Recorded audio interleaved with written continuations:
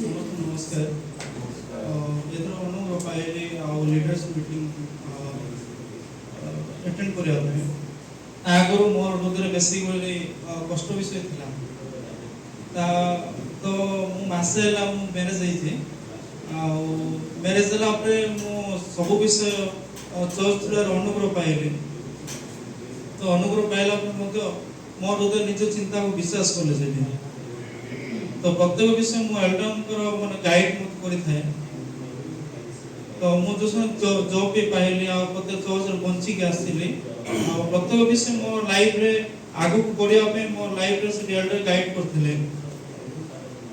କିନ୍ତୁ ଯେଉଁ ସମୟ ମୋ ହୃଦୟକୁ ନିଜ ଚିନ୍ତାକୁ ବିଶ୍ୱାସ କଲି ଆଉ ସେଇଠୁ ମୁଁ ଏଲ୍ଡର ସହିତ ଆଉ କଥା ହେବା ପାଇଁ ପସନ୍ଦ କଲିନି। ମୁଁ ଆଉ ପ୍ରତ୍ୟେକ ବିଷୟ ମୁଁ ଏଲ୍ଡର ସହିତ ଆଉ କୌଣସି କନେକ୍ସନ୍ ନଥିଲା ଯାହାକି ମୋ ହୃଦୟରେ ବେଶୀ କଷ୍ଟ ପାଇଥିଲି। ଯାହାକି ସେଠି ପ୍ରତ୍ୟେକ ବିଷୟ ଚର୍ଚ୍ଚର ଯେଉଁ ସମୟ ଏଲ୍ଡର କହୁଥିଲେ କାଣ୍ଟାଡ଼ା ବିଷୟ ସବୁ, ତ ମୁଁ ଡାଇରେକ୍ଟ କିଛି ଇନଭଲ୍ଭ ରହୁନଥିଲି ସେଠି। ତ ପ୍ରତ୍ୟେକ ବିଷୟ ମୋ ଲାଇଫ୍ରେ ସେଠି କଷ୍ଟ ପାଉଥିଲେ। କିନ୍ତୁ ଆଜି ଯେଉଁ ସମୟ ପାଷ୍ଟର ପ୍ରଚାର କରୁଥିଲେ ଆଉ ସେଇଠି କ'ଣ ପାଇଁ ସେଠି ସମସ୍ୟା ଆସିଛି ଯାହାକି ତୁମ ହୃଦୟ ପ୍ରଭାବ ନେଇ ବାପାଙ୍କ ଠାରୁ, ତ ସେଇଟାରେ ସମସ୍ୟା ଆସିଥାଏ। କିନ୍ତୁ ମୋ ଲାଇଫ୍ରେ ସେଠି କେବଳ ସେଇଠି ଯେଉଁ ସମୟ ଚର୍ଚ୍ଚ ହୃଦୟ ଗ୍ରହଣ କରୁନି ଆଉ ଯେଉଁ ସମୟ କନେକ୍ସନ୍ ରହୁନି, ତ ପ୍ରତ୍ୟେକ ବିଷୟ ମୋ ଲାଇଫ୍ ସେ କଷ୍ଟ ପାଉଥିଲେ। କିନ୍ତୁ ଆଜି ଯେଉଁ ସମୟ କୌଣସି ବାକ୍ୟକୁ ଶୁଣୁଥିଲି, ସତରେ ସମସ୍ୟା ହେଉଛି ସମସ୍ୟା ନାହିଁ, କିନ୍ତୁ ମୁଁ କାହା ସହିତ ସଂଯୁକ୍ତ ଅଛି ସେଇଟା ହେଉଛି ଇମ୍ପୋର୍ଟାଣ୍ଟ।